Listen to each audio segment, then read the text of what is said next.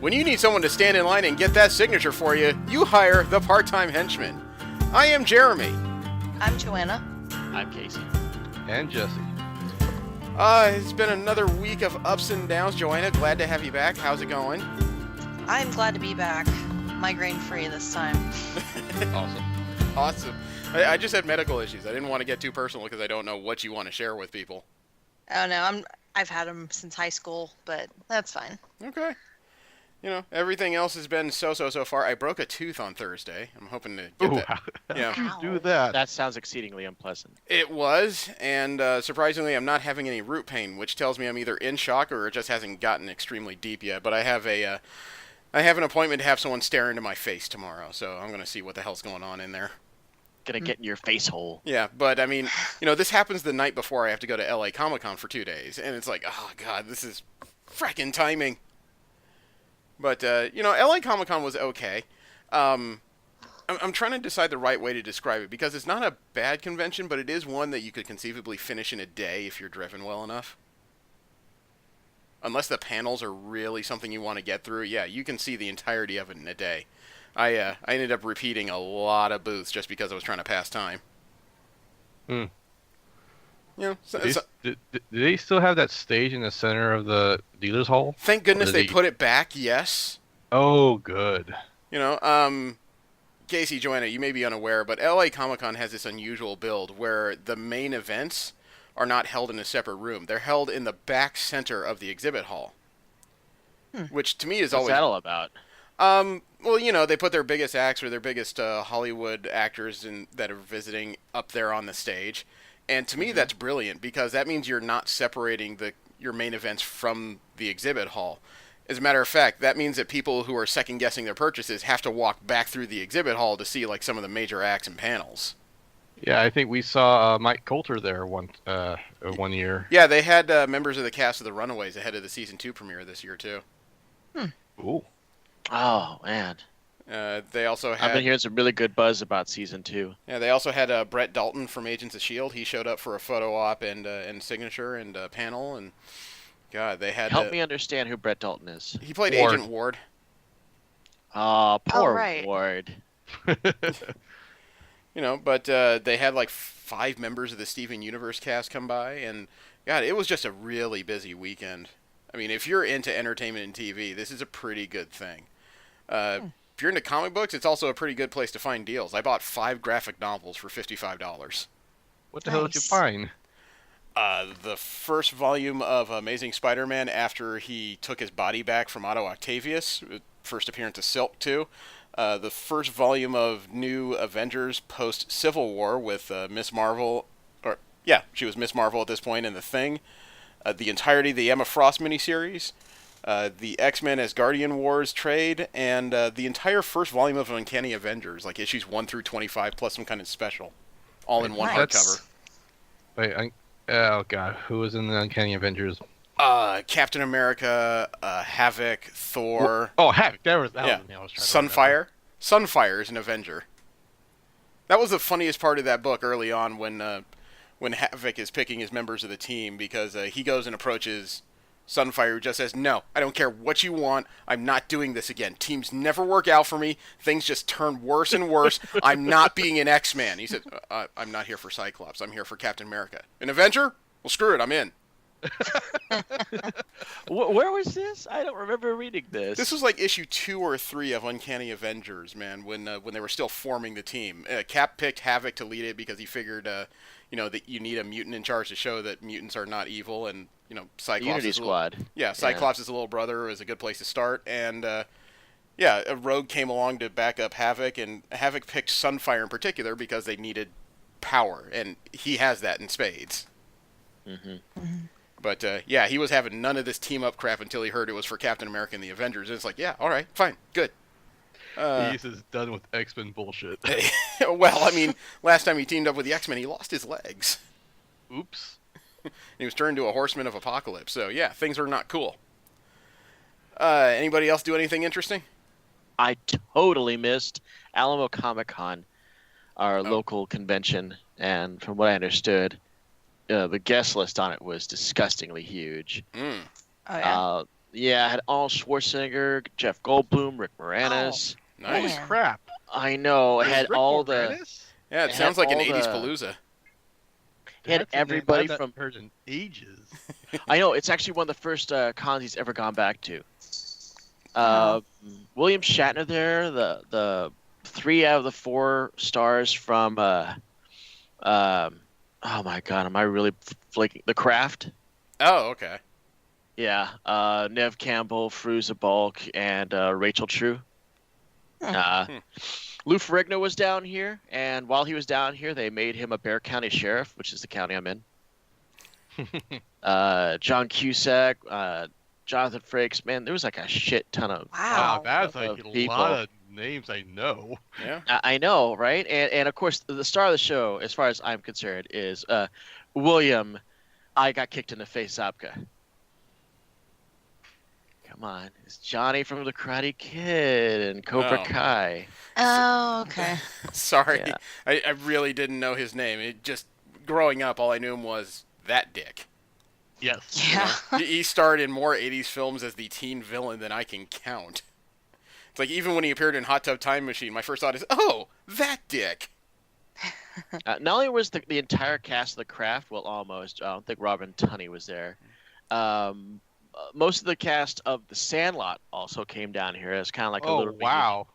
Oh man, I'm kind of jealous now. If I would have known that, I would have road tripped. Well, I couldn't. I was pet sitting, but I would have been Well, real tempted. Well, you could have There's just a left him in the video. car. There's a video out there of them attending a Spurs game Yeah. and bugging for the camera there. So Yeah, I that was saw cool. that. Yeah, the celebrities definitely made their town their home for a bit, and there's like a bunch of others, but I don't want to like just spend the entire thing just name dropping people. But we had Henry Thomas, who E.T., but then of course he lives here. Yeah. A few people from the new Mayans TV series, some people from Sons of Anarchy were here. Michael Roker is here. Oh, wow. And I don't know if I mentioned John Cusack, but man, I love music. That's Yeah. 2. Did.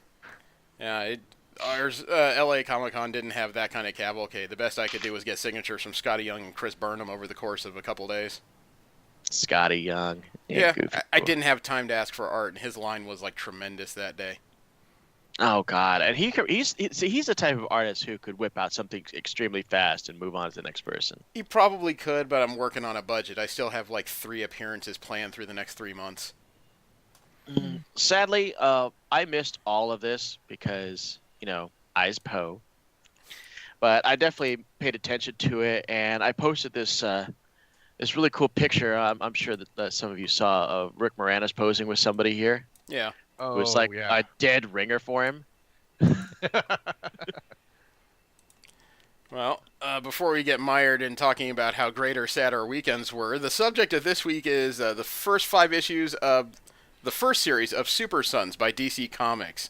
We can get into that after the news of the week, and we start off with Marvel comic news. The stories of the characters and intellectual properties owned by the House of Mouse and what comic books they're producing soon. Spider-Geddon is now into its 2nd issue, and things have turned, I don't want to say nasty, but they're definitely not good for those that wear a spider on their chest lately. Yeah, it's doing. Our good friends, Spider Noir and Spider UK have bid it. Yeah, quickly, Oh. too. It wasn't even ceremonious or a grandiose gesture. It was moments of desperation and or caught completely unaware.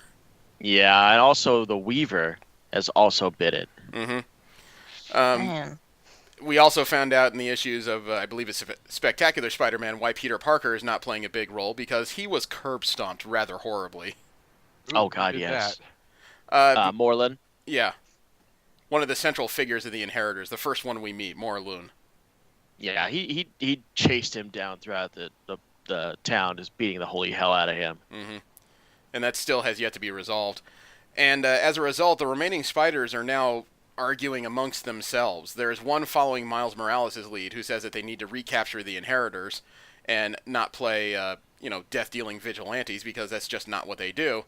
The other half is being led by Otto Octavius, who's now redonned his garb as the superior Spider-Man, and is Which I leading, love. and is leading his own group of spiders who agree it's time to nip this in the bud. Fatally.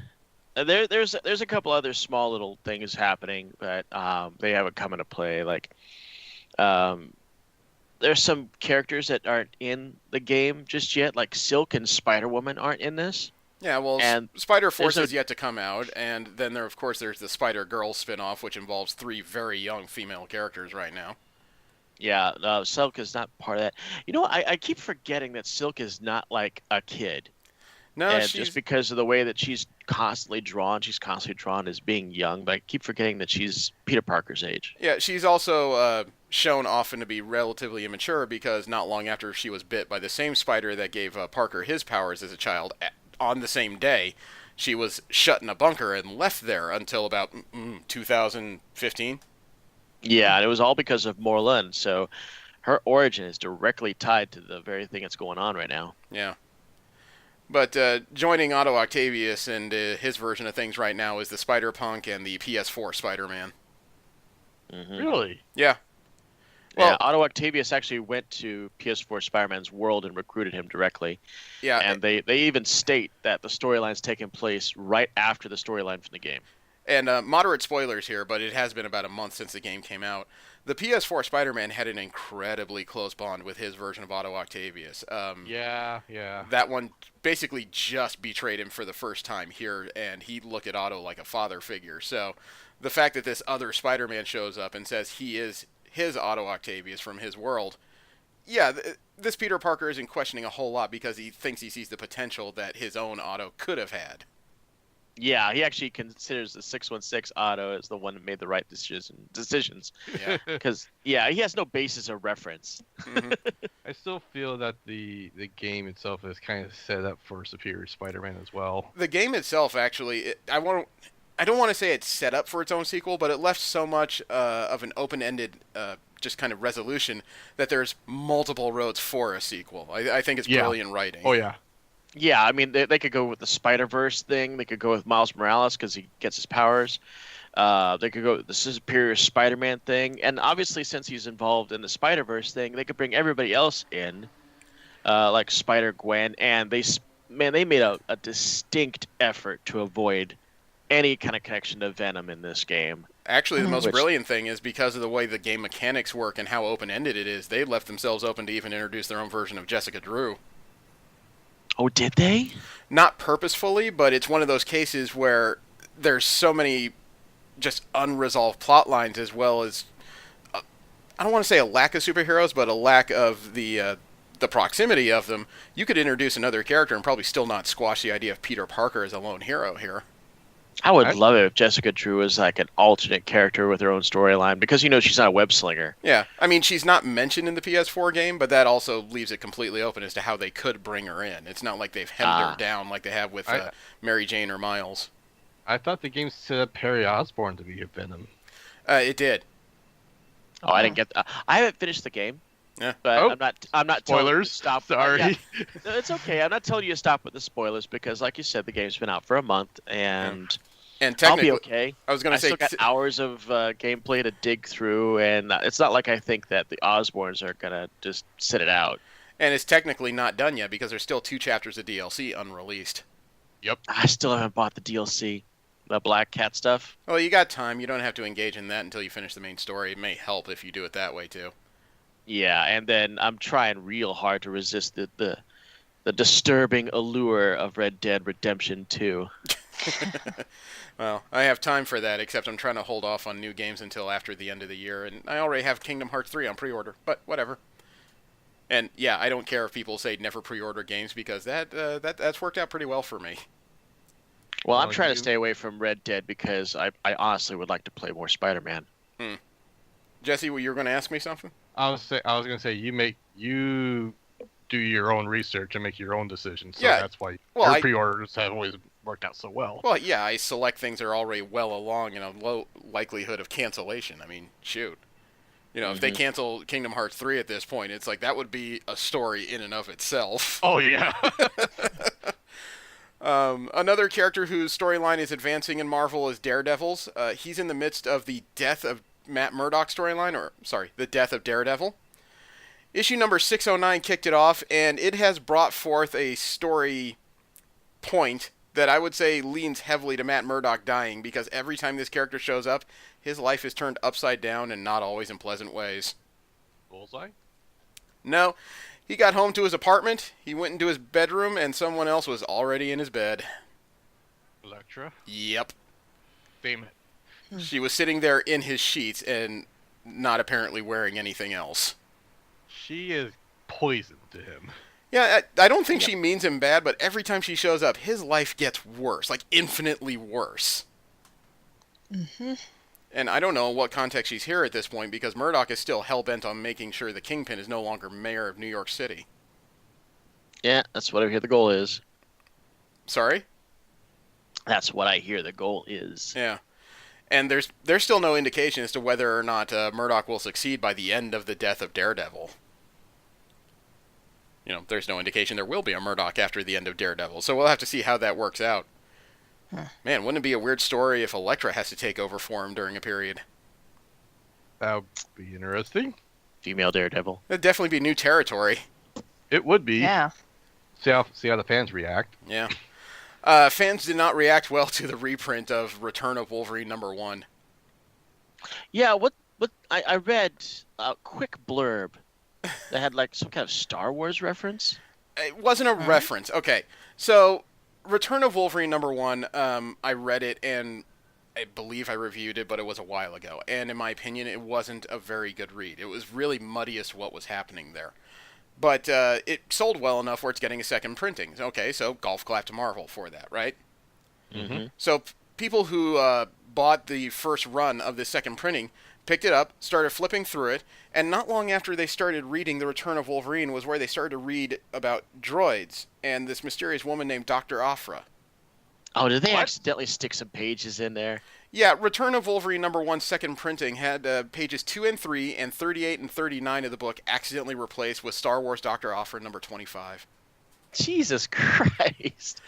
That- Get your shit together, Marvel. You're drunk. What? That No, is... That's not Marvel. That's whoever's printing the damn book. Yeah, that's a printer-publisher error of epic proportions. Yeah. The error was Yeah. noticed too late, and the books were already shipped to retailers. Marvel is sending out free replacement copies to retailers next week, and they have no expectation for these reprints to be returned. I'm not saying go out and buy them, because I'm not sure that a second printing with a misprint is worth anything, but at the same time, man, that must have been really mind-bending for people who aren't like heavy Marvel readers at that moment. Holy shit, there's robots in Wolverine! What the... Where'd they go? I have not been following that.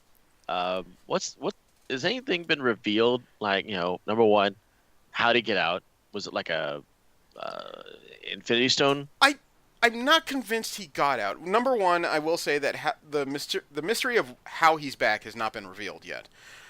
2, he's gone on this weird gallivanting adventure where he's apparently fighting back against Aphrodite and Soitera, the company that she runs. And I say apparently because part of that involved him following someone, I forget who, while he's on a motorcycle. This SUV got inside a compound, and one of the guards in the tower saw Wolverine coming and shot him. Wolverine shot back. The two managed to hit each other, and of course Wolverine's knocked off the motorcycle, right? Mm-hmm. The sniper was laying in the tower when suddenly a vibranium coil reached out from his wrist, grabbed the gun back into his hand. He suddenly stood up and started firing again, indicating that's Omega Red, which should not be possible because Omega Red right now is palling around with Weapon X. Yeah. And there's also these weird scenes where it seems like Wolverine is existing inside his own mind, where all the different versions of him, like Berserker and the Weapon X version and the older, more experienced version and a Samurai version, are all behind bars, and he's been given a key, and he's slowly starting to let them out, as if different aspects of his personality is tied to his memories somehow, because he can't remember himself.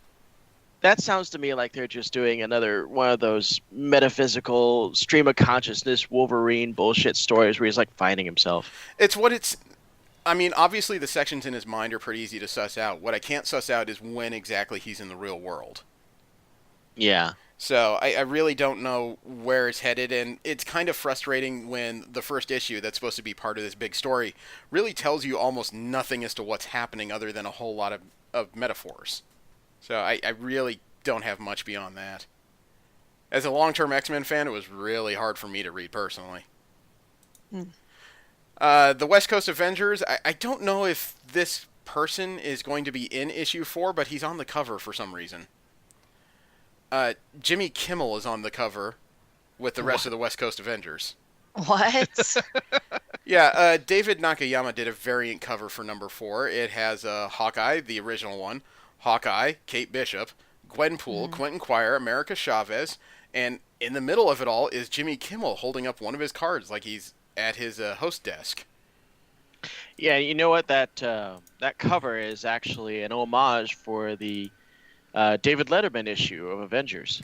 Yeah, it's not unheard of for the Avengers to have a pop culture crossover with late night hosts, but at the same time, there's no explanation, even within the solicitation of the book, as to whether or not they're actually doing this. So nobody knows if it's a story point or if it's just someone helping Jimmy Kimmel with his dream of being in comic books. Well, I mean, if it's gonna hold any relations to the old issue with David Letterman, from what I understand, they all went on David Letterman, and then like some total D-list superhero comes on and fights them, and then David Letterman uses a giant doorknob prop to knock him out. I can't say I ever read it. It has Wonder Man in it, and for some reason, he's just never been my favorite hero. Yeah, it was like Hawkeye, Wonder Man, and Beast. Oh yeah, it was also Black Panther and Black Widow when she was wearing an evening gown for an outfit. I don't remember that. They're on the cover. Collar. Yeah. She's got a superb, like, popped V collar in this one. Yeah. Last up in Marvel comic news, the artist behind the next X-Force series has released his designs for the characters. His name is Dylan Burnett. He sent them out on Twitter. And while I like the designs, I'm not sure Burnett is the right guy to do the artwork in this series. I will send you the link to his Twitter post just because I don't want to just hunt down each of these images separately. Burnett is the guy who did the art for Cosmic Ghost Rider. I think his art works much better for that series because there's a level of just ludicrous storytelling in it. Burnett's style, he tends to make his characters like either really beefy or lanky, and they all look kind of haggard somehow. Oh wow. I mean, the black and white designs are pretty good for all the characters, Cannonball included, and for some reason people seem to have a hard time making good costumes for Cannonball. Oh God, yes. Oh, these proportions are so weird. They are a bit off. I've seen some of the black and whites early art for X-Force #1, and I'm not digging it, which is kind of disappointing because I remember liking the writer a lot. I like most of these characters, but the art is, in my opinion, distracting. Yeah, all but Cannonball's heads are way too small, and Cannonball's arms are just way too small.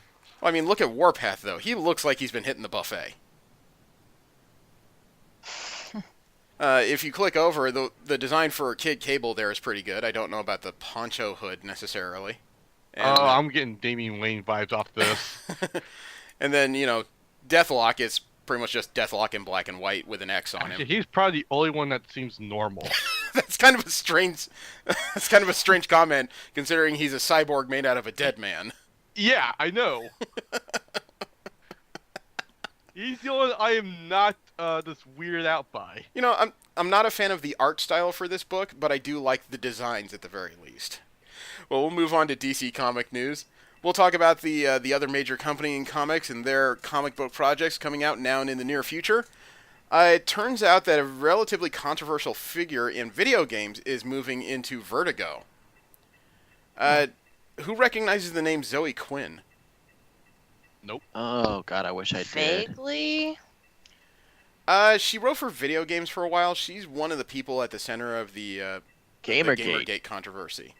Yes, she was like at ground zero. Yeah, if she wasn't the first lady that was targeted, she was definitely in the first 5. Yeah. She is now writing something called Goddess Mode for Vertigo.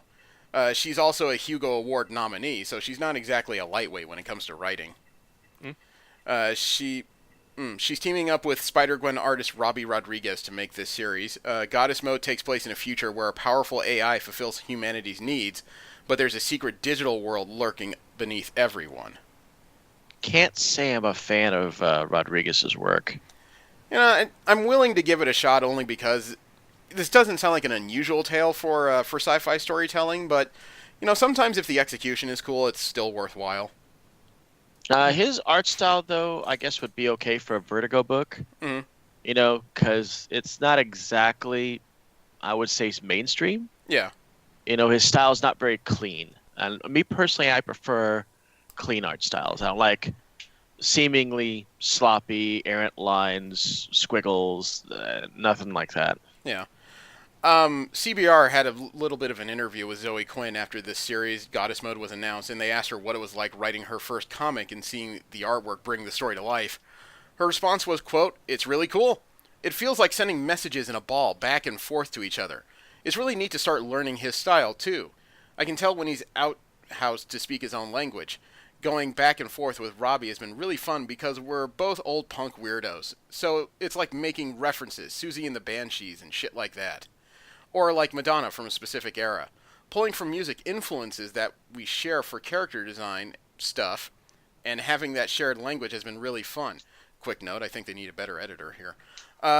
It's a really refreshing change of pace from games, where it takes years to ship anything. And it's like, I'm not going to have to wait years and years and years to talk about what I'm doing. I love it. It sounds weird coming from me of all people, but I'm looking forward to looking at the reactions online. But the art looks so cool. I'm so stoked about it. And it's really nice that this project has such talented people on it. I can talk up my collaborators all day because I'm just so dang proud of them." Unquote. At least she's behind her project. Yeah. If it's a Vertigo book, odds are you've got a lot, at stake. Yeah. As well as a Most lot of people- narrative leeway. A lot of people in Vertigo books are either creator owned or they're trying to make a mark for themselves, because that is definitely the place to go to. It doesn't seem likely, because all the money is in mainstream books, but you see stuff like Transmetropolitan and Preacher and Sandman. These guys are practically rock stars in their own field now. So I guess the question make your mark in Vertigo. I guess the question will be what this could mean in the future, because sometimes character or writers that have come in and worked on the more offbeat titles for the big two have quickly found themselves working on main titles. So I'm curious to see how this comes across. If she succeeds, she could end up being a pretty big writer in the world of comic books. Also, speaking of pretty big, we have to go back to Batman Damned for a minute. And no, when I say pretty big, it was just to get your attention. We're not talking about that in particular. The reason why I bring it up is because co-publisher Jim Lee has been tagged to do the variant cover for issue 2 of Batman Damned. And it depicts a more armored version of the Dark Knight, but it's not one I've ever seen before. And I don't quite know. I know Damned has to do with more occult kinds of villains for Batman to come across. But he looks like he's ready to beat up on something relatively tough. This armor looks like it was built to take on Killer Croc. Wow. You can see there that there's some kind of fabric, but underneath it appears to be scale mail of some sort. Mm-hmm. I don't know. That looks nifty. It does look like it would ring a lot when he's walking or swinging. Making losing a lot of stealth capabilities with this if it is supposed to be chained. Look at those cowpunchers he's got in his arms, though. Seriously. He looks like he's ready to knock out a steer for a slaughterhouse. And Lee... That's a vast departure from Lee's normal armor art style. Yeah, Lee's armor, he prefers the skin-tight, chrome finish type stuff. This looks... I don't know, it looks like it's just made for brutality. He also favors those gigantic pouches when it comes to utility belts, I've noticed. Could be worse. I don't want to talk about Batman's pouch anymore. DC is also promising that their Shazam comic upcoming is going to resolve a 5-year-old plotline. Oh. Yeah, it's being written by Jeff Johns, who was their chief creative officer for quite a while. And according to him, he said, quote, "Mr. Mind's aspirations are incredibly big, and just because he has a small size, he might be funny to us, and he might be underestimated by everybody around him, but his point of view is a pretty valid point of view. I think Mr. Mind, because he's a magical creature, he's got more power, and more importantly, he's got a lot of ambition. He's a very humorous in a lot of ways, but he's also very threatening," unquote. Mr. Mind is a small, parasitic, mind-controlling alien worm, apparently. I am not familiar with this particular enemy. Me either. Yeah, the last time this particular character was seen was in the New 52 Shazam story from 5 years ago. Dr. Sivana was meeting with Mr. Mind. I don't know, Mr. Mind doesn't sound very threatening. Has anybody ever seen this character? Because I'm honestly unaware of it. No. Show it to me. Mind. Mr. Mind, I don't know anything about Mr. Mind. There's no pictures I in the do. story here. Mr. Mind is a Shazam villain. Is the caterpillar with the radio around his neck? Okay, no. Okay, it's an extra-dimensional alien type of thing. He typically looks like a comedic, cartoonish kind of caterpillar, Okay. and that's just the art style that was going on around Fawcett Comics because Fawcett liked making silly-ass villains. But Mr. Mind is big time. He's a big time villain, Okay. but he's still used as a punchline often because he is a cartoon caterpillar with a radio around his neck. Well, that may be changing here because all the solicits say that the first villains that Shazam's going to have to deal with are the combined might of Dr. Sivana and Mr. Mind. Well, they typically have worked together, and they're both mastermind kind of level villains. You know, they're the smart Lex Luthor type. So that's what he's going to be dealing with. I wonder if Dr. Sivana is still going to be 3 feet tall. Yes. No. Okay. Well, DC has done something they rarely ever do. They've killed Wonder Woman. What?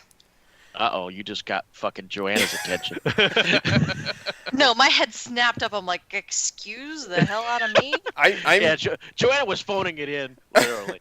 I am being serious and being quite literal. In the Witching Hour event that's crossing over between the Wonder Woman and the Justice League Dark storylines, the one that she leads currently, she has been shown to be a repository of magical power for the goddess Hecate. And recently they went to Nanda Parbat and the Parliament of Trees with all the magic and the fate of the entire world at stake, and, you know, a usual DC storyline.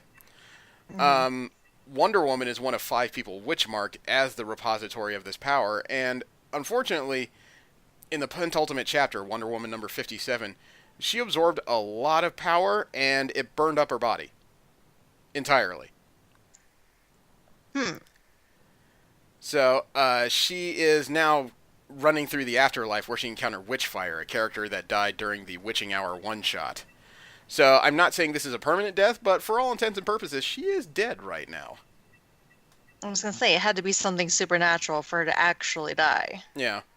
I'm pretty sure they'll undo this by the end of the story in some way. I just don't know, now that they've gone this far, if Wonder Woman's story as a new vessel of magical power will continue, because they technically destroyed her.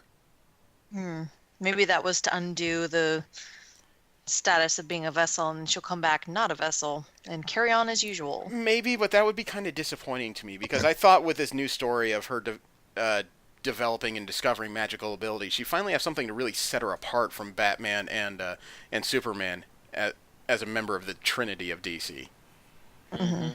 And I thought this was how they were going to give her just a brand new arc and a way to really say that she has something that's better than Superman, or, if necessary, could kill him in one shot. And she definitely would have something that could take down Batman, if necessary. Right, but they always give Wonder Woman something and take it away immediately. Good old DC. Yeah. Always. Yeah, I don't know. I was watching an old video that I always used to get jazzed about. It's an old nostalgic video of a mishmash of music over the Super Friends. You've probably seen the video. It's called "This Time Is Now," and I always get goosebumps every time I watch because superheroes are part of my life. So you're talking about the stuff that I watched when I was like a toddler. It's gonna resonate. And I noticed when I was watching the video, and when you said Trinity, it kind of sparked in my head because we're always thinking Superman, Batman, Wonder Woman. Yet at the very end of this video, you have 3 of the Supermans kind of flying off, all together, kind of showing you their Trinity. But their Trinity is Superman, Wonder Woman, and Aquaman. I thought that was interesting. It is different compared to what most people think of Aquaman. I mean, I think even people that read Aquaman, for the most part, just used to thinking of him as some sort of joke. When I was a kid, I didn't. I actually read old 60s and 70s Aquaman comics that I got at antique shows. Yeah, And I was like, man, this is super cool. Because one of the first things I ever read was the issue where Black Manta kills his son. I was like, damn, that got serious fast. man. I will never forget, I was on a road trip with a friend. We were driving like 3 hours to get to Northern California. And we were talking about just old school cartoons and superheroes, and the subject of Captain Planet came up. Oh God. And as we were talking about it, he just suddenly sparks up with, "Man, I would have hated to be one of the characters in that show." And he said, "What do you mean?" He said, "Well, look, your friends have all got this awesome, incredible powers over earth, fire, water, wind. What do you have? I'm a land-based Aquaman." I almost crashed the car. I was laughing so hard. Last up, when it comes to DC comic news, it turns out a story in the DC Cinematic Universe is going to get a comic book origin. And it's not a story people are used to thinking of, even within the DC Cinematic Universe. I take it everybody here has seen the Justice League film? Yes. I apologize. I know. Well, early in that film, when they're trying to set up the threat of Steppenwolf and these mother boxes, they show an odd alliance between Atlanteans and Amazons that never really got an explanation. Yeah. Yeah, it didn't. They assumed that you've read the comics at some point. Right. DC number 10, as it turns out, helps to tell some of that story. Not DC 10, sorry. DC's Justice League number 10. In that one, the characters are split up for a reason I'm not very clear on, and I'm sorry, I don't read Justice League intentionally a lot of the time. But Firestorm, Wonder Woman, and Aquaman come across a frozen ship. It looks almost Viking-esque, possibly Greek. And Firestorm asks what happened, and Aquaman starts up with a tale of, quote, "He made the call, and some divine beings answered, but so did invaders. There was a great war. Arion struck them down and built defenses for Atlantis. The city has remained entrenched ever since. But his dream, his vision of what the ocean stands for and what it could be, I've thought of it many times over the years, when Mara took the throne. I thought perhaps I could pursue it myself, be the mariner my father saw in me. But now," unquote. Huh. So they actually hint a little bit to the DC Cinematic Universe and DC's current storylines. Interesting. Yeah. It's a nice Easter egg to have, man. That means if you're a big fan of DC, there's a lot to unpack there. Should really explore I that. wish. I really wish that I was more into DC these days, and I tried. I'm not trying to be a fanboy elitist here. I swear, because I do love me a good Green Lantern comic that's done well. No, But- dude. I mean, for people who are unaware, there was a period in the early 2000s. I was a fairly good reader of DC alongside Marvel. I was a big fan of the third volume of Teen Titans involving like Superboy and Tim Drake, and I was also a big fan of the Outsiders, the Arsenal and Nightwing Outsiders, the ones that had Grace Choi and Shift. Was that? Oh God, I loved Grace Choi. Grace is one of the, in my opinion, most underutilized new characters that DC has ever had. She was incredible. Absolutely. She was a draw for me. I read almost every issue that she was involved in. She was just a vast departure from the usual superhero design shenanigans. I mean, she was a 6'4" Asian Amazon lesbian. Yeah. Yeah, and like you said, she wasn't a superhero. She never took a code name, never put on a costume. She just kind of wore these large cargo pants and whatever top she felt like pulling on, kept changing her hair, and she was just unapologetically a roughneck. Actually, she was bi. I know because she did seduce some of the male yeah, members of the team. Yeah, she slept with She was Arsenal by, I think, issue 3, just for the fun of it. She's very sex positive. Yeah. No, but she was an awesome character. I didn't even realize she was an Amazon until after The Outsiders ended, and then there was just that, I think it was an annual where Wonder Woman was going across the different tribes of Amazons, and she came across Grace guarding the gates of something. Well, Grace had no idea what her origins were either. It actually was revealed in a storyline that she was an Amazon because, I mean, she was raised stateside, you know, and she had no idea why she had these abilities, why, anything. But she was awesome. I loved her dialogue. I loved her almost dismissive view on some villains. It was Yeah, she was comedy gold sometimes. yeah, I admit I got kind of excited for Black Lightning when I heard that Grace Choi was going to be one of the characters in it. Then when I saw the actress portraying it, I'm just like, oh, they went that way. Yeah, see, I had the exact same opinion there. Not to say anything bad about the actress, she's just taking a job. I admit that, but they decided to hire somebody who's more colloquially known as the Asian figure. She's relatively petite, slender, and all that. She's not the body type of individual that Grace Choi was in the comics. Well, it's hard, I guess. They're not common. Let's not argue. I mean, not argue, but let's not cut around this. It's not very common to find a professional 6'2" Asian actress. Yeah. True. Yeah, I'm not saying that they did anything wrong. I was really hoping to see something closer to the comic books. Well, at least they kept her Asian. That's true. I do have a Korean cousin that's 6'4". Yeah, I mean, in the current light of the way things are, they probably erred on the side of caution. They either we could either hire a very tall woman, which there are plenty in Hollywood, or we can hire an Asian actress. So let's do that. Or they could hire Shayna Baszler and just completely break the mold. They could have done what? Hire Shayna Baszler. You'd have to look her up. Oh, God. You're going to make me actually do something. Yeah. Yes. Oh, no. Lastly, we have general comic and convention news. This is where we talk about comic books that are not Marvel or DC related, as well as conventions happening all around the world. I don't have any convention news this week, but we have to talk once again about Comicsgate and its effects. Because, as we've talked about, Richard Meyer, one of the central figures in Comicsgate, has opened a suit against Mark Waid. He blames Waid for having his title Jawbreakers canceled by Antarctic Press, and he wants $75,000 from Waid to offset his losses because, as he claims anyway, Waid is smearing his name. He's suing him for libel in addition to the lost wages. And, this is starting to turn relatively personal. Mark Waid, to aid in his defense, has opened a crowdfunding campaign to fight the lawsuit. So this is turning into a really big back and forth between the two of them somehow. I don't know what to say about that because it pretty much depends on who you believe in the situation. And based on what I've read of Richard Meyer's tweets, I don't think Waid libeled the man. I think he probably just pointed out several tweets that Meyer made if he wanted to get him in trouble.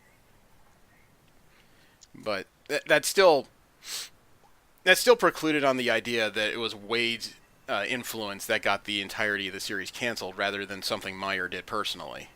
And on that, I am not going to weigh in. I feel like that'd be a waste of time. So Yeah. Good point. Further on, there's going to be a new Star Trek comic book, and it's based on the Discovery series. It's a one-shot. It's called Star Trek Discovery Captain Saru. It's going to be a one-shot focusing on the short time that Saru, the first officer of the Discovery, had to take over as captain. Has anybody seen the entirety of Star Trek Discovery? I think I saw like 4 or 5 episodes. I have. I've not seen any Didn't of it. see any. I was more interested in the parody show that was Or the Orville? the Orville. Yeah, it was better. You know the funny I've thing heard. is, if you ever speak to Seth MacFarlane about the show, it is not a parody. He's very clear about that. That show is his baby.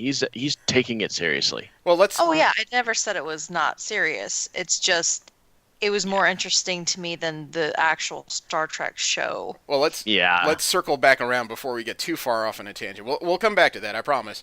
But Star Trek Discovery Captain Saru was announced at the Destination Star Trek convention in Birmingham, UK, a couple weekends ago.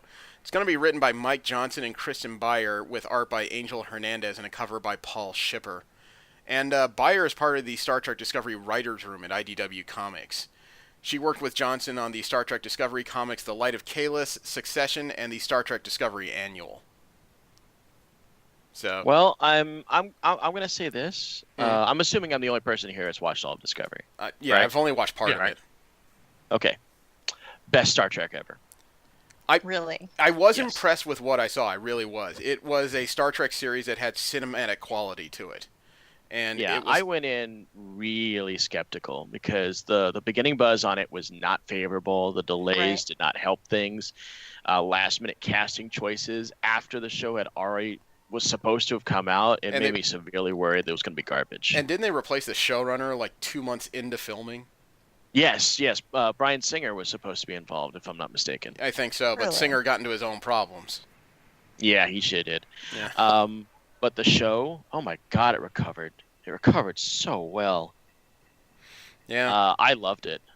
Yeah, I think I saw 5 or 6 episodes and I was suitably impressed. I just didn't really feel like paying $10 a month to follow the series was my problem. Right. Yeah, true. I mean, I was a member just long enough to watch, and then I checked out. And the Orville, yeah, when it was first advertised on Fox, I think during a Super Bowl, I was excited. I was just like, wow, a Star Trek parody. This is awesome. I think it was about 4 episodes in where I realized he's not parodying this. Those were bad commercials. Yeah, This is a that's really true. good They show, were awful but it's not a commercials, parody. yeah. And it became very clear that it was not a parody during the episode where those two I forget the guy's name, the sexless aliens is discovered they actually do have genders, Yeah.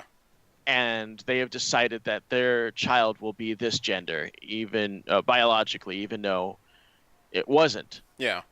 So like the whole thing is about the ethics of that. I mean, it was handled respectably. The ethics of the thing were the main spot. You know, it wasn't just a joke. It wasn't a joke at all. Right.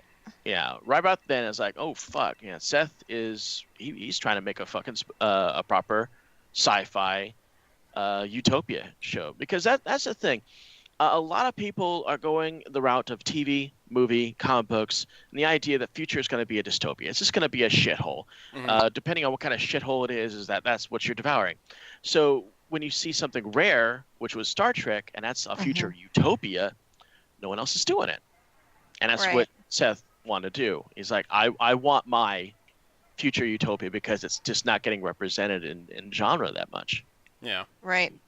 Well, they do poke enough fun at the tropes that Star Trek has developed over the years, you know.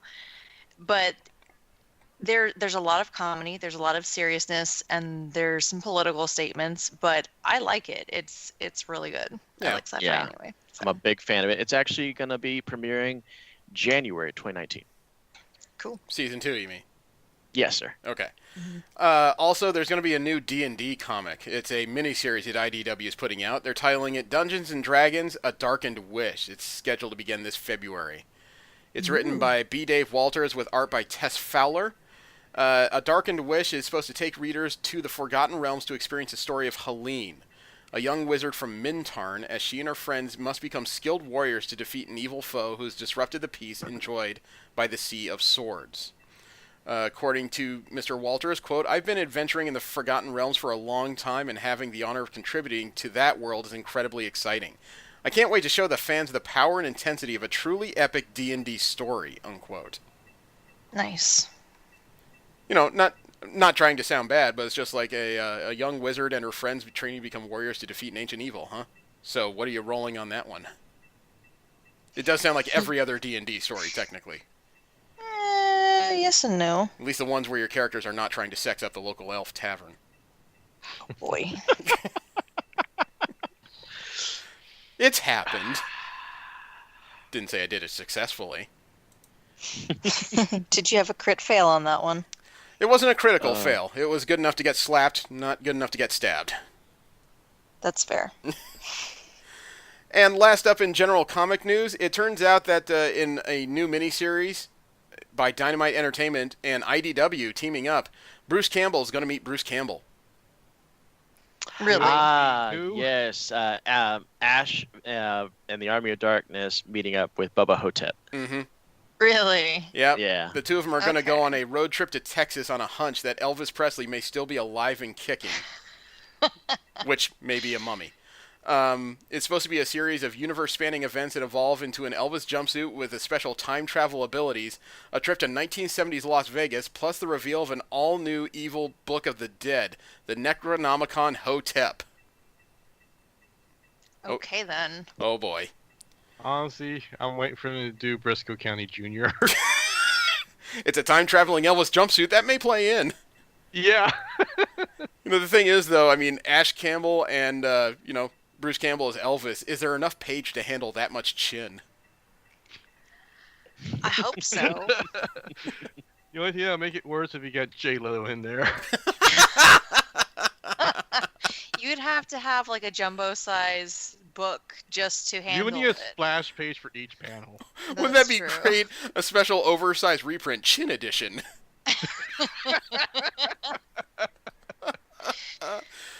This is slated for release in February 2019 at comic book stores. Nice. Wow, I can't believe that many face puns came out of one story. All right. And nobody said more chins than China. I mean, I was surprised. Oh my god. So I said it. You're welcome.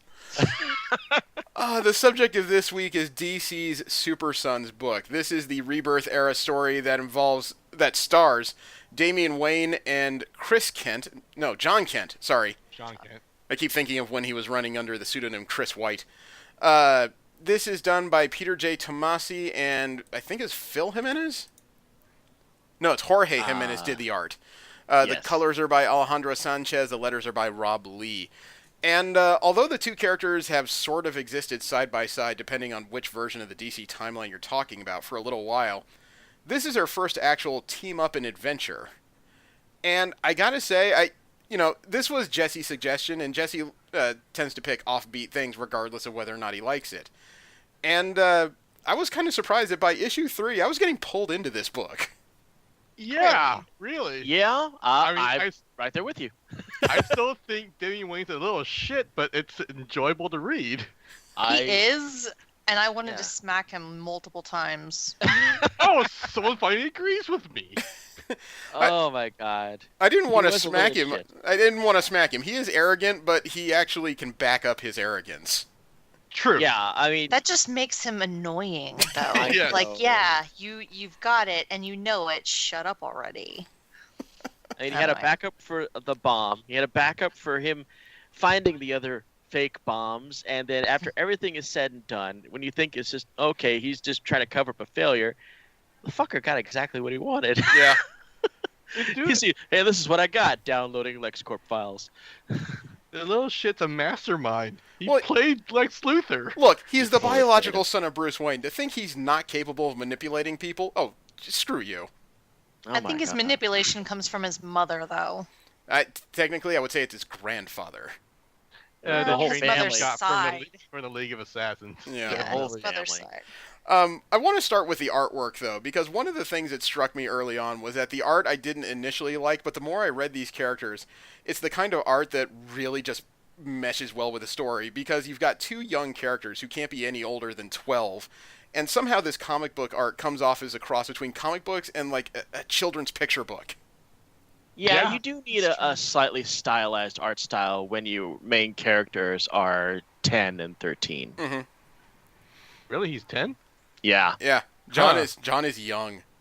And I mean, the tone with this was set so early, outside the prologue, when John is running through a forest, being beset by laser beams, and then there's Damian Wayne piggybacking him.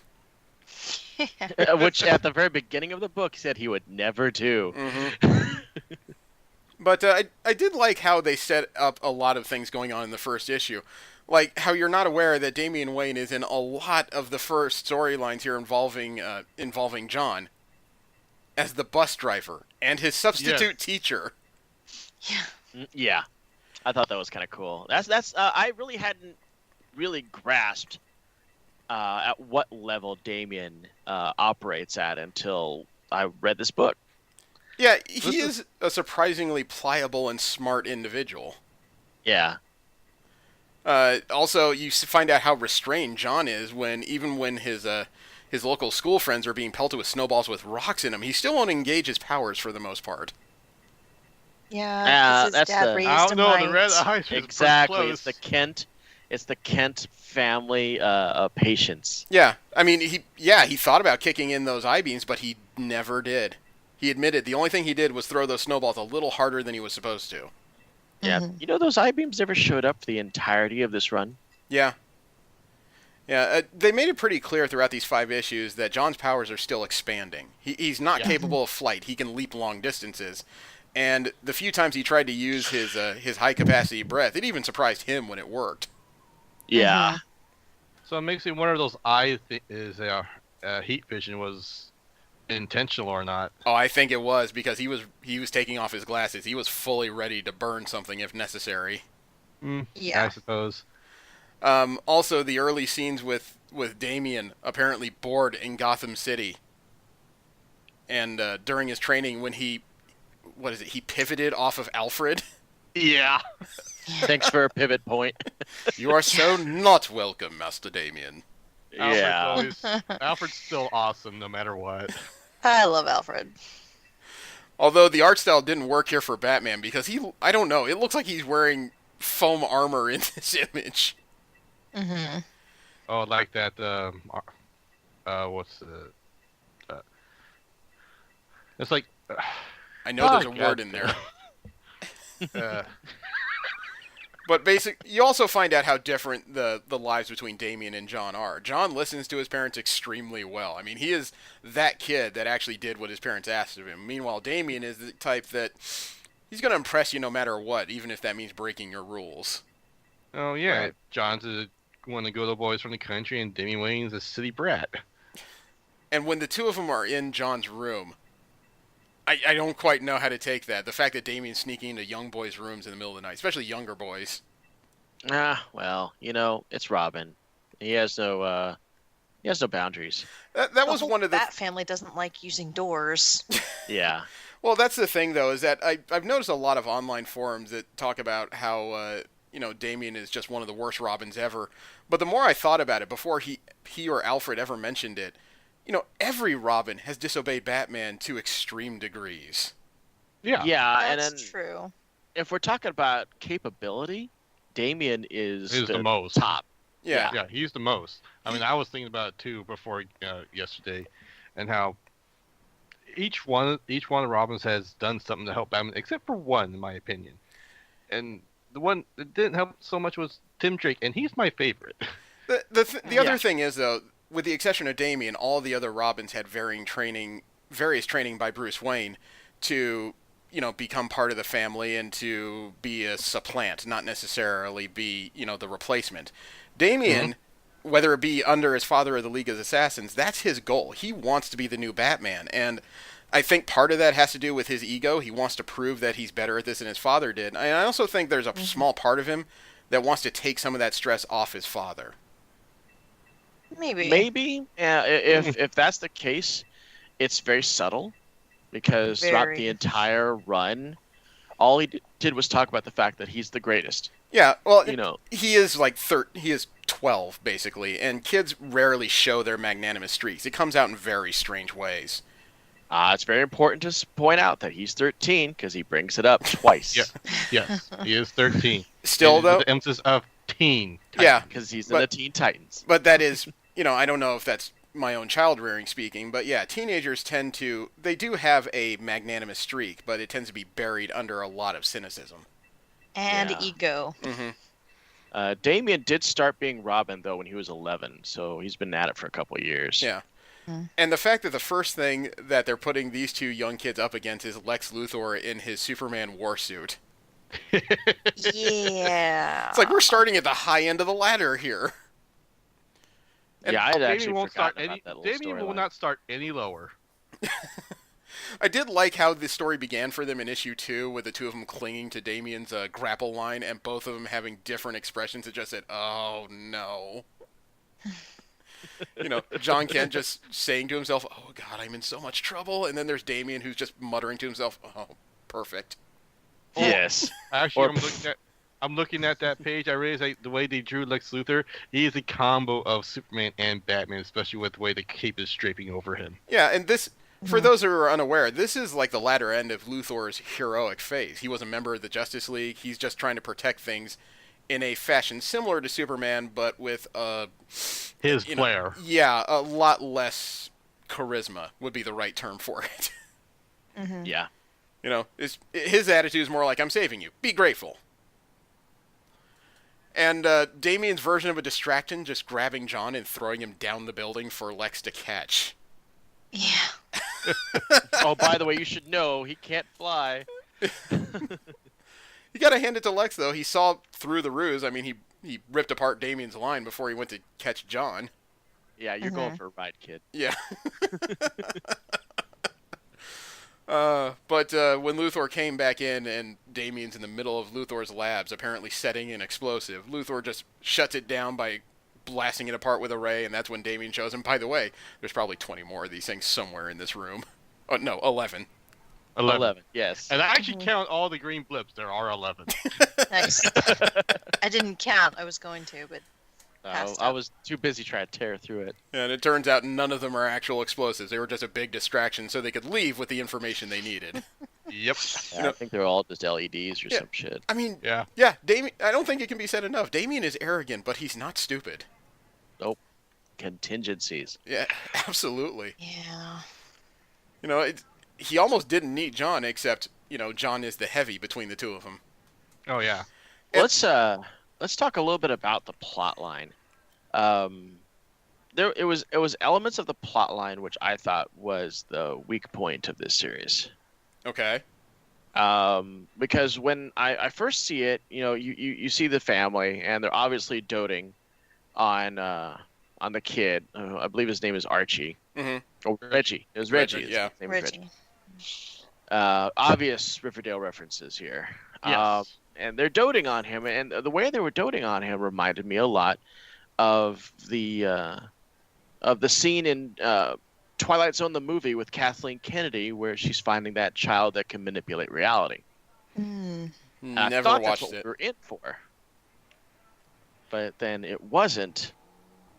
And then he ended up killing his family, and I was like, "Whoa, this title got exceedingly dark." Yeah.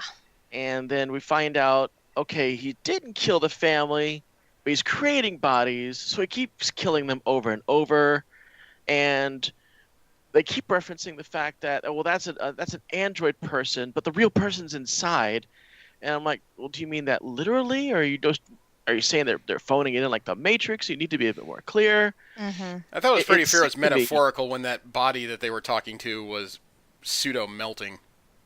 Yeah, it seemed to me, and I don't want to say a cop-out, but you go dark, you've got something going on, but then you backtrack, say, oh, well, they're not really dead. I'm just making these fake bodies I get to kill over and over.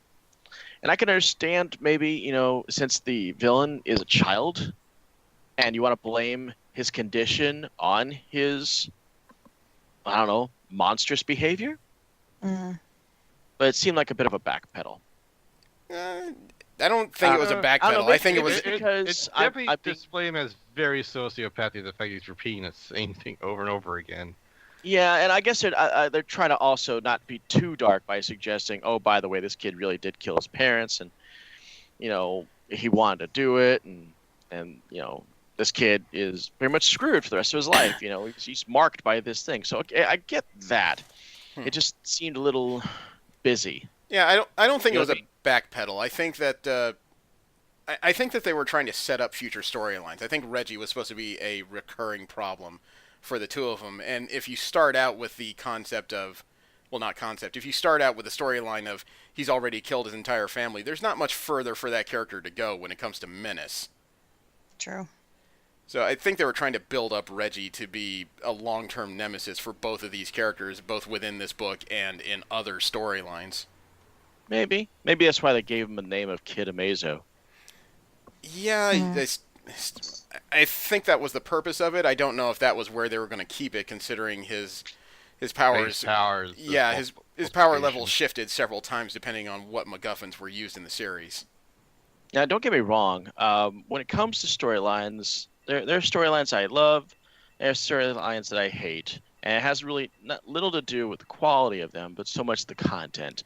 And I don't like murderous children, because it just feels a little too dark for my comics, and I will freely admit that. And on the same time, I do like redemption stories. Yeah. But when I got to the point where, okay, well, the kid is just killing his family. Okay, now I understand the tone of this book. I'm moving forward. This is the tone. And then the tone shifted on me. I'm like, oh, okay. Do I feel good about this, or do I feel cheapened by it? Yeah, I'm undecided. Yeah, I think this series only lasted 12 or 24 issues. I don't remember which. And knowing that ahead of time, I'm actually kind of sad, because this is the type of book I could read long term. It takes itself seriously enough without getting very grim at any particular point. And I don't know. I think the kid killing his family over and over again, whether it's a copy or not, is still pretty dark. Dark.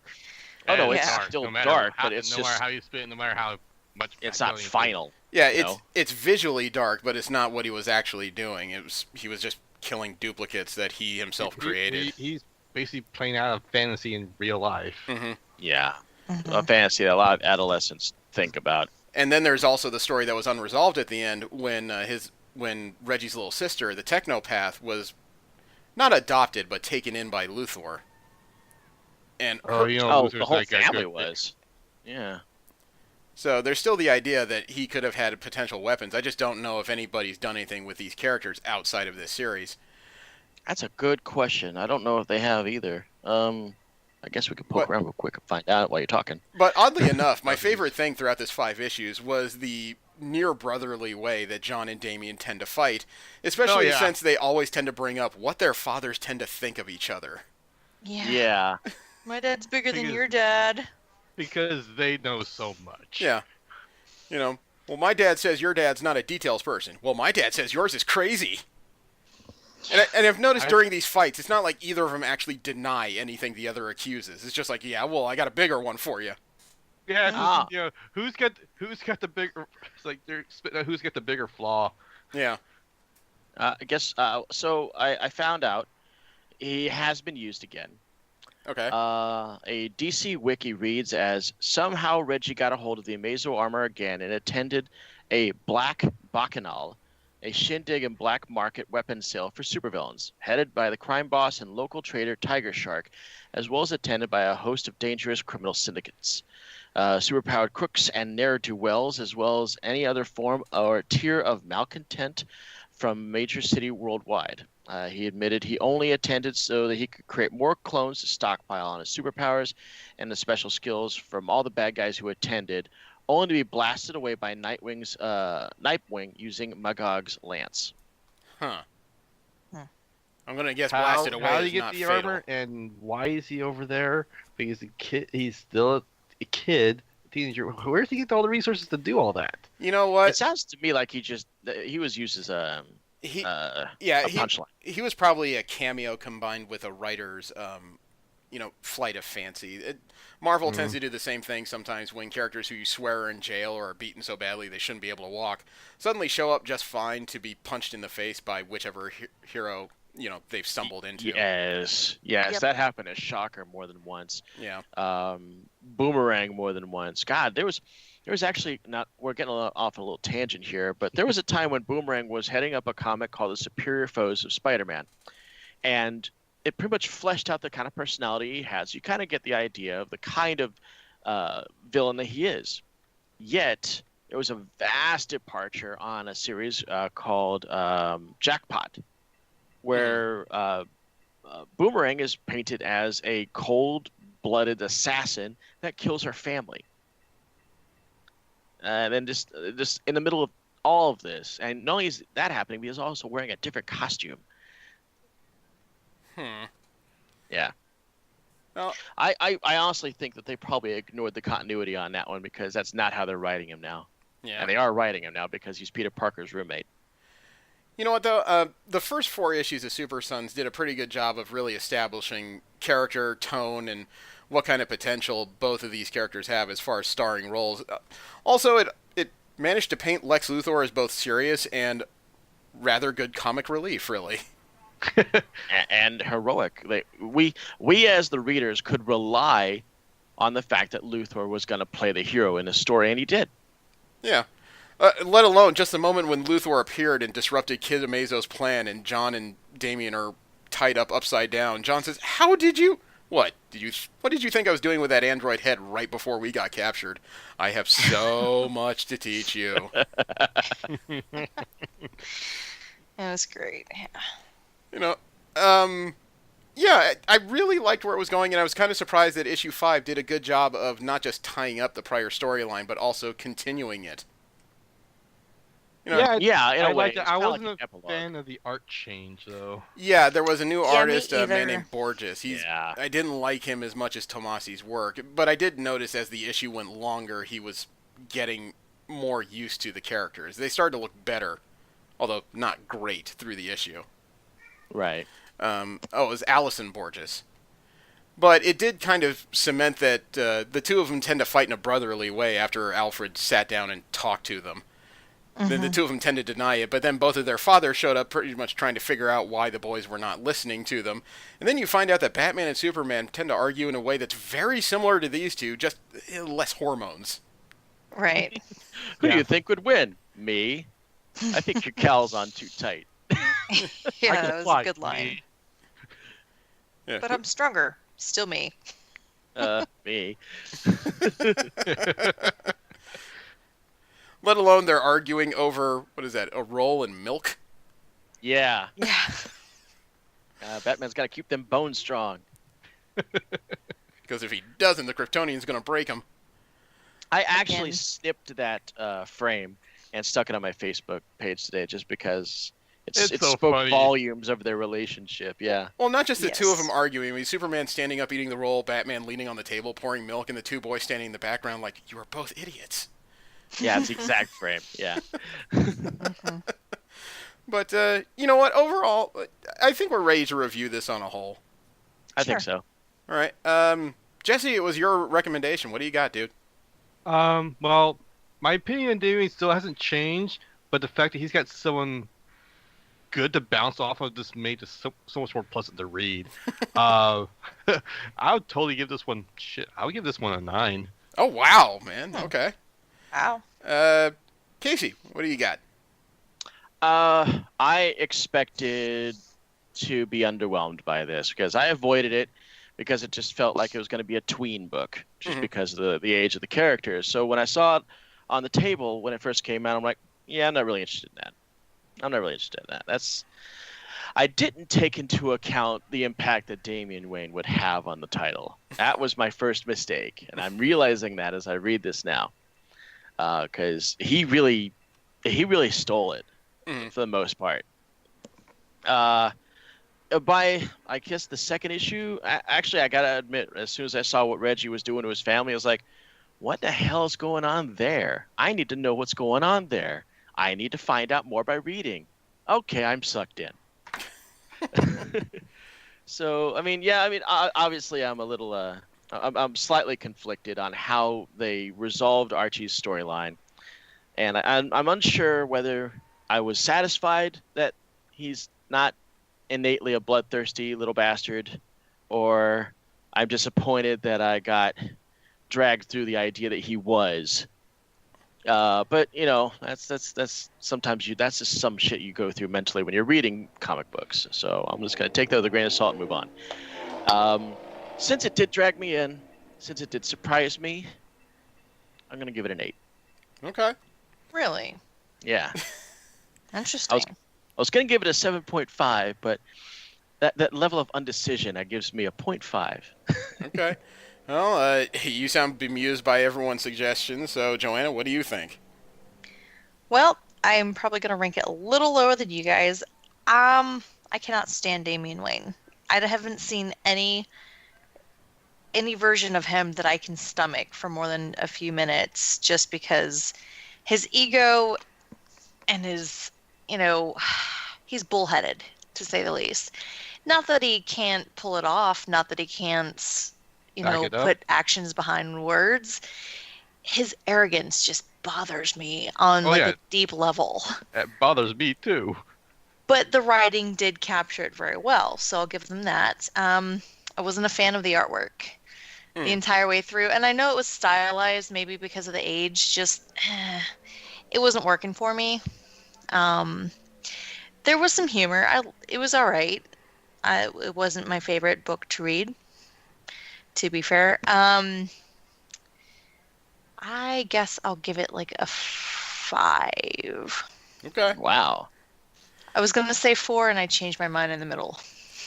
Well, when I sat down to read this, I was really kind of surprised because I was low on time thanks to LA Comic Con.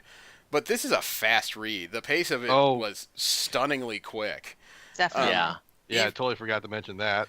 Even with that speed, though, it's not like it's a bereft story. There's a lot going on in here, and the characters are very hyperkinetic. They are all over the place to their betterment. They're kids, after all.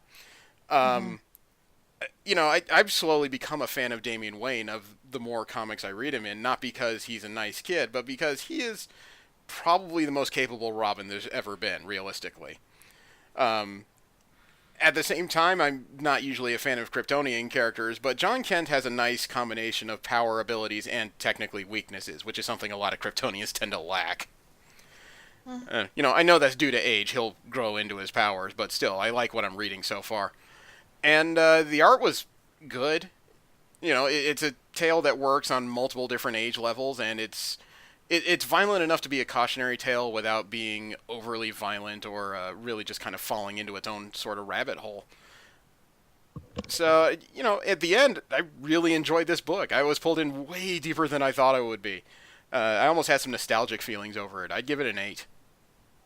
Ah. And I'm not a DC reader, so that tells you something. Yeah. Let me see. I still have a few things that are available for us to read upcoming. Yeah, I have a couple different Marvel books we could choose from right now. I have Mockingbird Volume 1 and X-Men Red Volume 1. And I've read X-Men Red, but I haven't read Mockingbird, and I've been so curious since Chelsea Cain's had all of her recent troubles. Yeah, I'd be Well- interested in Mockingbird. Yeah, you personally. brought Mockingbird up like 3 times, and I keep vetoing it every time. So I guess I'm gonna have to cave and say Mockingbird. All right. Then next week we will read about the little bird, and hopefully I don't have to spend another 4 hours waiting in line for signatures, but that's neither here nor there. Thank you very much for tuning in, and if you haven't enjoyed the fall weather already, go out, see something. There's a lot to do besides reading. Have a great one. I am Jeremy. I'm Joanna. I'm Casey. And Jesse. Take care, everybody.